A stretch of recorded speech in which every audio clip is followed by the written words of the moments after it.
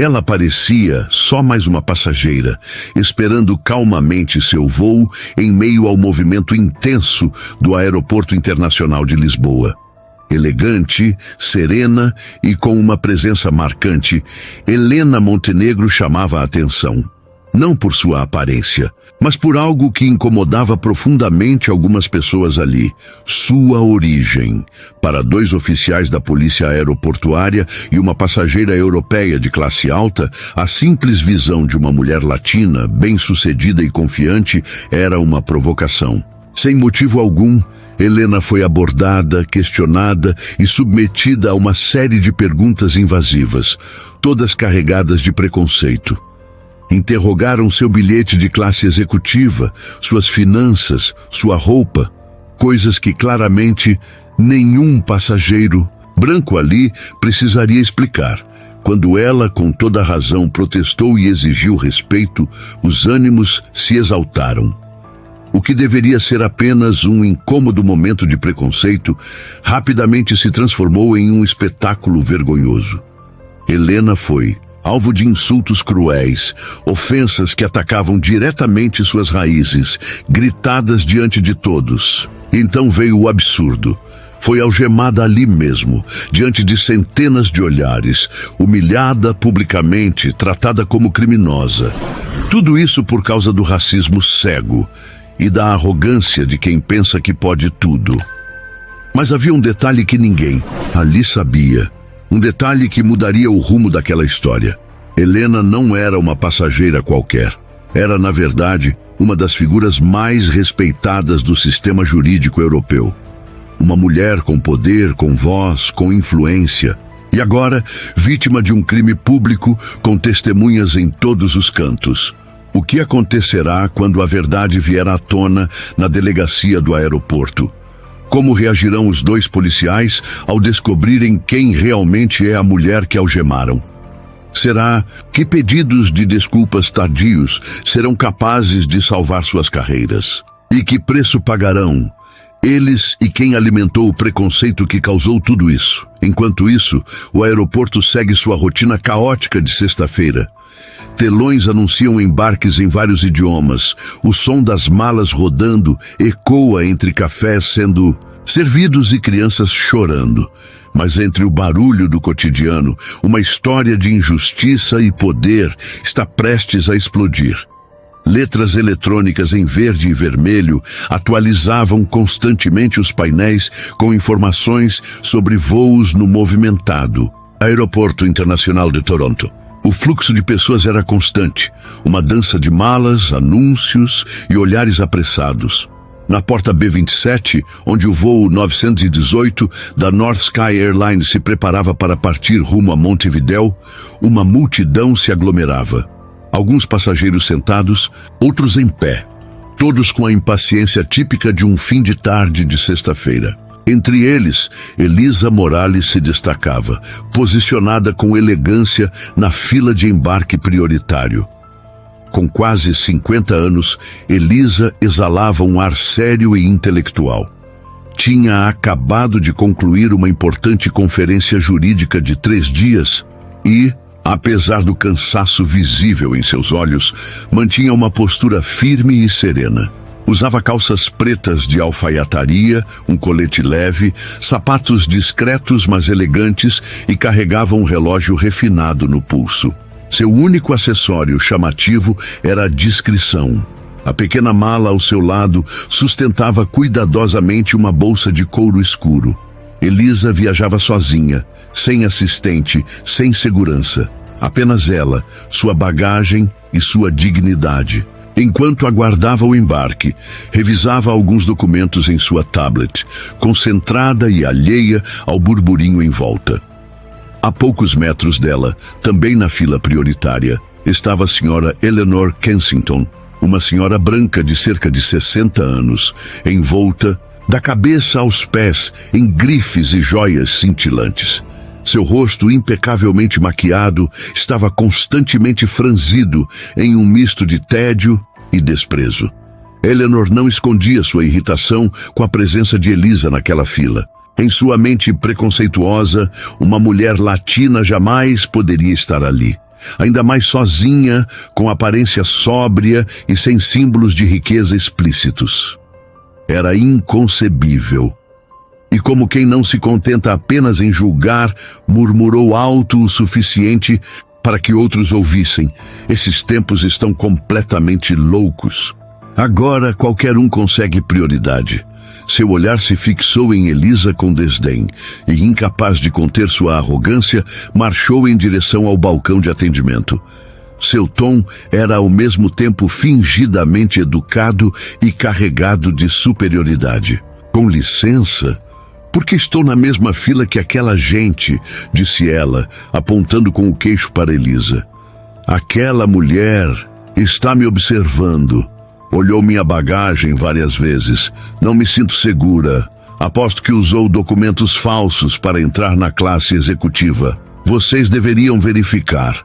A jovem funcionária do balcão, visivelmente constrangida, tentou manter a calma. A atitude de Eleanor era absurda e claramente motivada por preconceito. Mas ali, diante de dezenas de passageiros atentos, a tensão crescia.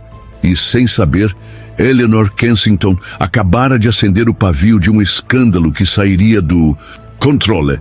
O oficial Thornton continuou. Recebemos uma queixa de outra passageira alegando que a senhora está se comportando de maneira suspeita e pode representar um risco à segurança do voo. Elisa Morales não se alterou. Seu rosto permaneceu sereno, embora seus olhos denunciassem uma indignação contida. Estava acostumada com salas de tribunal, julgamentos tensos e interrogatórios, mas aquilo era humilhante. Suspeita? Repetiu com calma. Posso saber no que se baseia essa acusação? Os policiais trocaram um olhar rápido. Simons, claramente incomodado com o tom calmo dela, deu um passo à frente.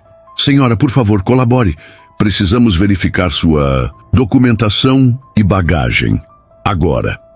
Atrás deles, Eleanor Kensington assistia à cena com satisfação, como se o mundo estivesse voltando ao lugar certo, ao seu modo distorcido de ver as coisas. Mas ela não fazia ideia de que estava prestes a ser surpreendida por algo que mudaria toda a narrativa. Elisa, mantendo a compostura, abriu sua bolsa de couro com movimentos elegantes e retirou uma fina pasta. De dentro, pegou um documento. Aqui está minha identificação diplomática, disse entregando a Thornton. Sou advogada criminal internacional, assessora da Corte Interamericana de Direitos Humanos. Acabei de encerrar uma conferência sobre justiça transnacional em Ottawa. E sim, estou viajando na classe executiva, com prioridade, por mérito, não por caridade. O silêncio caiu pesado. Os policiais olharam para o documento. O rosto de Thornton passou rapidamente do ceticismo ao desconforto. Simons ficou em silêncio. Todos na fila agora observavam com olhos arregalados, parte chocados, parte envergonhados. Uma jovem que também aguardava para embarcar puxou o celular e começou a gravar. É isso que acontece todos os dias, né? Disse ela. Puro preconceito. Só porque ela é latina, isso precisa ser exposto. Os murmúrios aumentaram. Pessoas começaram a comentar, algumas a filmar. A jovem atendente do balcão, que até então estava em silêncio, decidiu agir. Oficiais, com todo respeito, não houve nenhum comportamento suspeito. Eu mesma verifiquei toda a documentação dela. Está tudo em ordem. Quem está causando perturbação aqui é a senhora Kensington. Thornton, agora visivelmente desconfortável, devolveu o documento a Elisa e murmurou um pedido de desculpas forçado. Mas Elisa ainda não havia terminado. Não se preocupem, senhores. Eu entendo. Já estou acostumada. Mas saibam, isso não vai passar batido. E não é por vingança, é por justiça. Esse tipo de discriminação disfarçada de preocupação com segurança é exatamente o que afasta as pessoas das instituições. Eu não vou deixar isso passar. Ela então voltou calmamente para seu lugar na fila. Mas agora, cercada de respeito e olhares admirados. Eleanor, por outro lado, foi abordada por um supervisor da companhia aérea. Ele falou com firmeza. Senhora, Atitudes discriminatórias não serão toleradas neste voo. Se quiser embarcar, terá que respeitar os demais passageiros. Caso contrário, será retirada da aeronave. O sorriso de superioridade dela desapareceu na hora. "E o voo", disse Thornton sem rodeios, repetindo o veneno de Whitman quase palavra por palavra, mas com um tom que fazia parecer um fato comprovado. "Gostaríamos de solicitar sua identificação e cartão de embarque para inspeção." Ramírez abriu a bolsa com calma, tirou sua carteira de motorista e o cartão de embarque da classe executiva e os entregou a Thornton. "Estes são meus documentos, perfeitamente válidos", disse ela. "Mas quero saber exatamente qual é o comportamento suspeito do qual estou sendo acusada e quem fez essa denúncia." Eu estava apenas parada ali, esperando para embarcar, como qualquer outro passageiro. Simons, mais impaciente e agressivo, interveio imediatamente. "Por que está fazendo tantas perguntas? Quando a polícia pergunta, apenas obedeça. Sua atitude é suspeita." Thornton pegou os documentos de Ramírez, olhou o nome e a foto. Depois voltou a encará-la, os olhos percorrendo seu corpo de cima a baixo, parando no traje formal e na bolsa. "Cara, Helena Ramírez, classe executiva", murmurou com um sorriso de desprezo. "Como alguém como você..." Deixou a frase no ar, com o insulto racial e de classe claramente implícito. "Conseguiu essa passagem? O que você faz da vida? Tem certeza de que esse é o seu bilhete?" O insulto flagrante quebrou o silêncio de Ramírez. Ela sentiu o sangue subir ao rosto, mas manteve o controle da voz. "O senhor está falando comigo, baseado em preconceitos pessoais e em calúnias de terceiros, não em qualquer evidência real. O tipo de passagem com que viajo ou minha profissão não são da sua conta, pelo menos não dentro dos limites da lei." Ela olhou Thornton diretamente nos olhos. Depois olhou para Simons. Sua voz se tornou mais firme.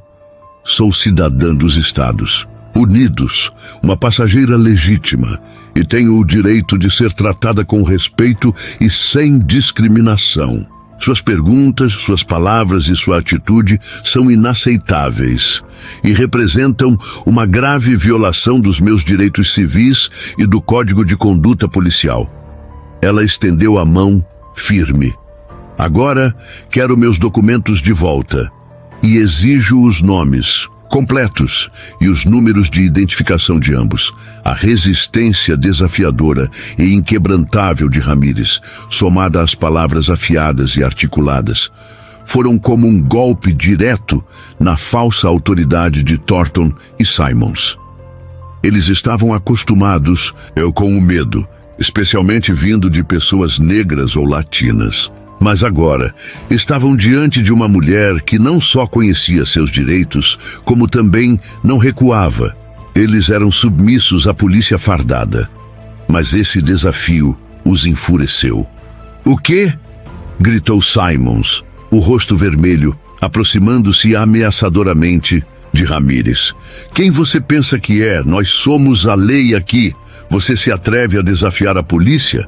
Thornton também perdeu a calma, seu rosto de homem mais velho agora contorcido pela ira. "Mulher latina insolente", cuspiu. "Com quem você acha que está falando? Deve estar brincando de ser advogada de novo. Eu te digo, temos o direito de fazer o que for necessário para garantir a segurança. Você não quer embarcar neste voo, certo? Ou quer ir para a cadeia?" Os dois policiais começaram a xingar descaradamente, usando insultos raciais abertamente no meio da área de embarque, cheia de gente. As vozes deles ficaram cada vez mais altas, atraindo a atenção de todos ao redor.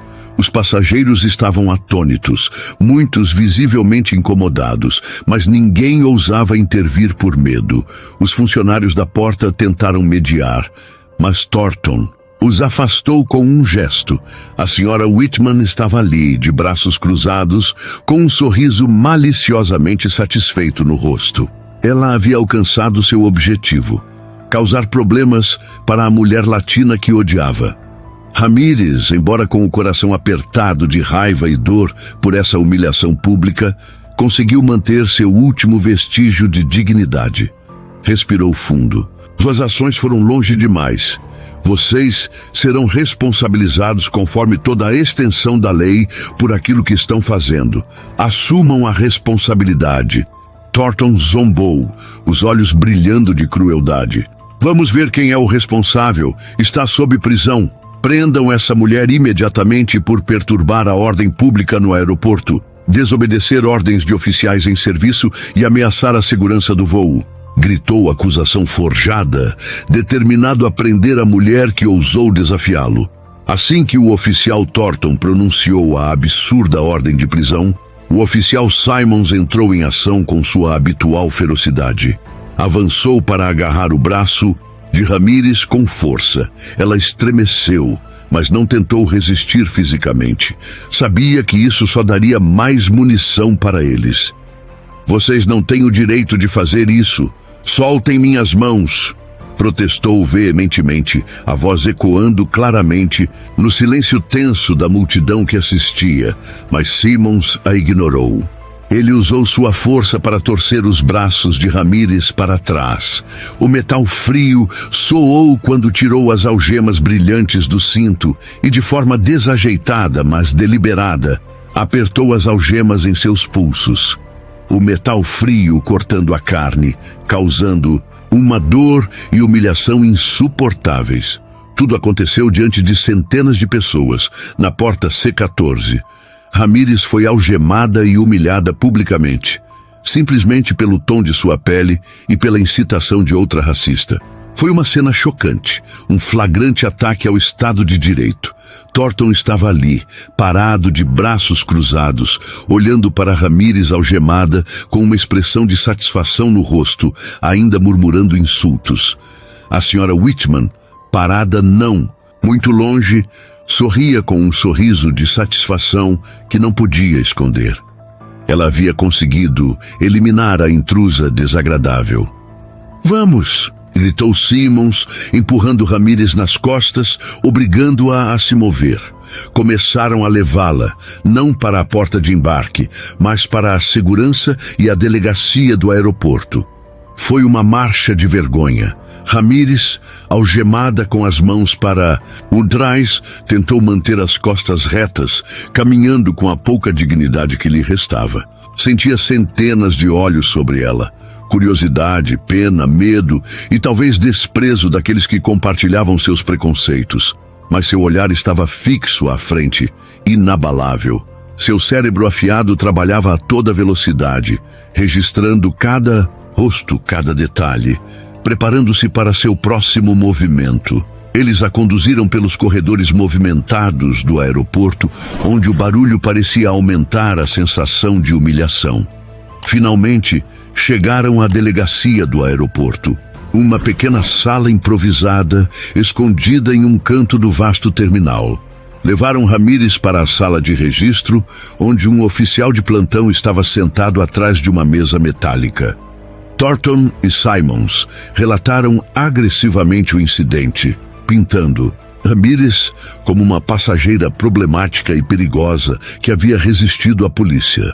Entregaram sua identificação ao oficial de plantão, que parecia acostumado ao caos do aeroporto, e começou o processo mecânico de inserir as informações. Digitou o nome, a idade e o endereço de Ramírez no computador. Ela cooperou em silêncio, sua voz calma e clara. Depois de inserir as informações básicas, o oficial perguntou de forma rotineira: "Qual é a sua ocupação?"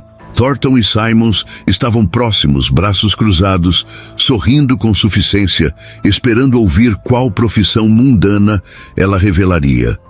Ramírez respirou fundo, levantou a cabeça, olhou diretamente nos olhos do oficial de plantão e, em seguida, sua fria mirada percorreu Thornton e Simons, que ainda não tinham noção do pesadelo que estava prestes a cair sobre eles. Sua voz soou, não alta, não trêmula, mas não alta, não trêmula, clara, coerente e cheia de autoridade inegável. Sou a juíza principal, Helena Ramírez, da Corte Federal de Apelações. Por um momento, a pequena sala da delegacia do aeroporto pareceu congelar. O oficial de plantão deixou cair a caneta que segurava, seus olhos se arregalaram e sua boca ficou aberta em espanto. Juíza principal da Corte de Apelações dos Estados Unidos, uma das posições judiciais mais altas e poderosas da América. Ele encarou fixamente a mulher latina à sua frente. Depois, rapidamente, olhou sua identificação, voltando a olhar para ela. O suor frio começava a brotar em sua testa. Sabia que estava diante de um desastre da mais alta ordem, mas a reação do oficial de plantão não foi nada comparada à de Thornton e Simons. O mundo, sob os dois policiais abusivos, pareceu desmoronar no momento em que ouviram aquele título. Os sorrisos presunçosos em seus rostos desapareceram.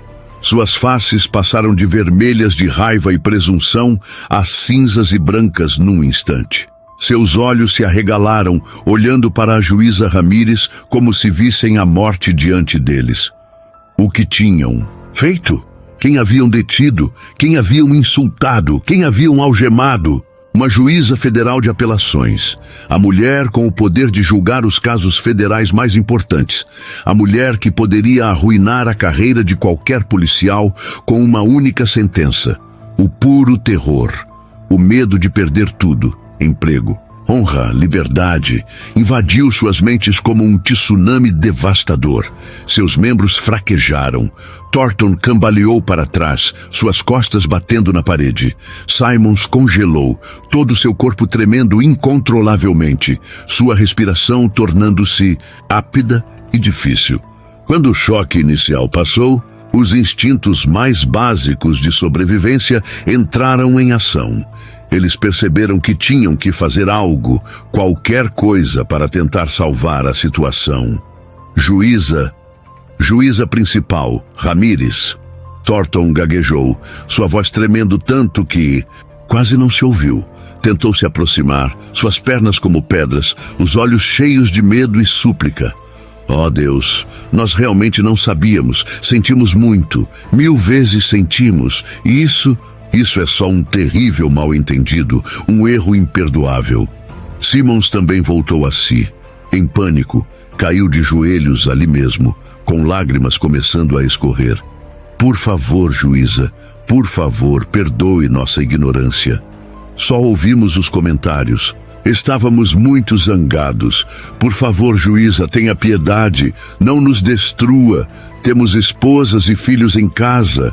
Os apelos patéticos e desprezíveis dos dois homens que, há pouco, foram tão violentos e brutais, agora ressoavam na pequena sala, mas não conseguiam apagar o desprezo e a ira nos olhos de quem presenciava.